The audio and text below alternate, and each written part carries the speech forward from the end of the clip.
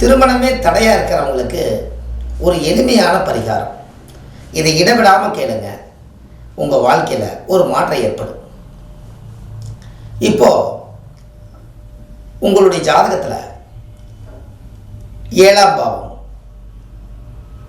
சனி, செவ்வாய், ராகு, கேது, 7ஆம் பாவத்தை இந்த கிரகங்கள் பார்த்தாலோ சேர்ந்தாலோ கல்யாணம் தாமதமாகுது. அப்போ ஒரு எளிய பரிகாரம் நம்மளுக்கு கண்டிப்பாக வேணும். அப்போ திருமணம் ஒரு நல்ல விதமாக உங்களுக்கு நல்லா நடக்கணும்னா, தாமரை விதை இருக்குது பார்த்தீங்களா, நாட்டு மருந்து கடையில் போய் கேட்டிங்கன்னா தாமரை விதை உங்களுக்கு கொடுப்பாங்க. இந்த தாமரை விதை எதுக்குன்னு கேட்டிங்கன்னா, இந்த விதையை தாமரை குளத்தில் கொண்டு போய் சேத்துல கொஞ்சம் தூவி விட்டுட்டு வந்துடுங்க. அப்போ என்ன ஆகுன்னா, ஒரு 3 மாதத்துக்குள்ள இந்த தாமரை செடியாகி கொடியாகி தாமரை மலர்ந்து தண்ணிக்கு மேலே நிற்கும். அப்போது நம்ம என்ன சொல்கிறோம், தாமரையை ஒரு மகாலட்சுமி, லட்சுமி தாமரையில் குடியிருக்குன்னு சொல்லுவோம். நம்ம வீட்டுக்கு ஒரு மகாலட்சுமி வரணும் அல்லவா? அதற்காகத்தான் தாமரை விதையை குளத்துலையோ சேத்துலையோ ஆற்றுலையோ ஓரத்தில் போட்டுவாங்க.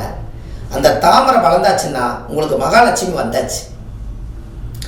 இது ஆதிகால பரிகாரம். அந்த காலத்தில் பார்த்துக்கிறீங்களா, தாமரை விதையை மாலையாக போட்டு ஜபம் பண்ணுவாங்க. முன்னோர்கள் அந்த காலத்தில் விதை கிடச்சதுன்னா வீட்டில் வச்சுருப்பாங்க.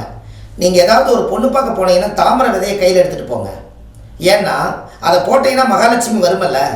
இப்போ நீங்கள் மகாலட்சுமி தானே பார்க்க போகிறீங்க, நம்ம வீட்டுக்கு வரக்கூடிய இது மகாலட்சுமி தானே சொல்கிறீங்க. மகாலட்சுமி எதில் குடியிருக்குது? தாமரையில் தான் குடியிருக்குது. அப்போ மூலாதாரத்தை பிடிங்க, விதை கையில் வச்சுக்கோங்கன்னு. இதை விட மகிழ்ச்சியாக இருக்குது. எப்படியெல்லாம் அந்த காலத்தில் முன்னோர்கள் இதை செஞ்சு வச்சுக்கிறாங்க பார்த்தீங்களா?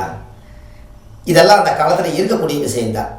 ஆனால் பாருங்கள், தாமரை அழகாக இருக்குது, ஆனால் அது வாழ்கிறது சேத்துல தான் வாழுது.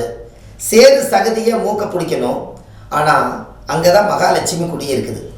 அப்படின்னா பாருங்கள், நாம் எதெல்லாம் வேண்டான்னு ஒதுக்குறோமோ அங்கே தான் மகாலட்சுமி இருக்குதுங்கன்னு. அதனால தான் மாலை நேரத்தில் குப்பையை கொண்டு போய் வெளியில் கொட்டாதீங்க, மகாலட்சுமி வீட்டை விட்டு வெளியில் போயிருப்பாங்க. மகாலட்சுமி அது சேத்துலேயும் ஜகதியிலையும் குப்பையில் தான் இருக்குது. அது நீங்கள் குப்பையோடு கொண்டு போய் கொட்டிங்கன்னா அந்த நேரத்தில் மகாலட்சுமி வீட்டுக்கு வர மகாலட்சுமி நீங்களே வெளியே துரத்தி விட்ட மாதிரி ஆயிடும். அதனால தான் 6 மணிக்கு மேலே சூரிய அஸ்தமனமானால் வீடு கூட்டி குப்பை கொண்டு போய் வெளியில் போடாதீங்கன்னு முன்னோர்கள் அந்த காலத்தில் சொன்னாங்க. கதவு சாத்தி வச்சுருந்த மாலை நேரத்தில் கதவை திறந்து போய் 6 மணிக்கு மகாலட்சுமி வீட்டுக்குள்ளே எல்லா வீட்டுக்குள்ளேயும் வரும்பாங்க. இதெல்லாம் ஆதி காலத்தில் முன்னோர்கள் இதெல்லாம் சொன்னாங்க இல்லையா? நீங்கள் காதில் கொஞ்சமாவது கேட்டிருப்பீங்களே. இன்றைக்கி எல்லா அப்பார்ட்மெண்ட்லேயும் பாருங்கள், எல்லா கதவும் எல்லா டைமும் சாத்தி தான் இருக்கும். எல்லா கதவுகளுமே எதுக்கு பயந்து எதுக்கு சாத்துறாங்கன்னு தெரியாது. இப்படி மகாலட்சுமி உள்ள வருங்கன்னு. அதனால் கொஞ்சம் ஹோல்ஸ் இருந்தால் அதில் இன்னும் கொஞ்சம் சவரியும்.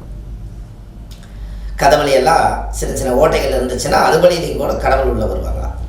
அதனால் திருமணம் யாருக்கெல்லாம் தடையாக இருக்கிறதோ அவங்க ஒரு 3 நாளைக்கு கூச்சப்படாமல் வேலைக்கெல்லாம் போயிட்டு வந்துட்டு சாயந்தரம் 6 மணிக்கு மேலே சாம்பிராணி போக காட்டி தாமரை விதையில் செஞ்ச மாலையை கழுத்தில் போடுங்க. மகாலட்சுமி கிடைக்கும்.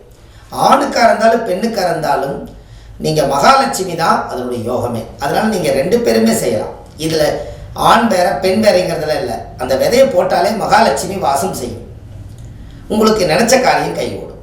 கண்டிப்பாக இந்த பதிவை நீங்கள் கேட்டுட்டு நீங்கள் எல்லாத்துக்கும் இதை ஷேர் பண்ணுங்கள். இது எளிமையான பரிகாரம், காசு இல்லாத பரிகாரம். நீங்கள் வீட்டிலையே செய்யலாம்.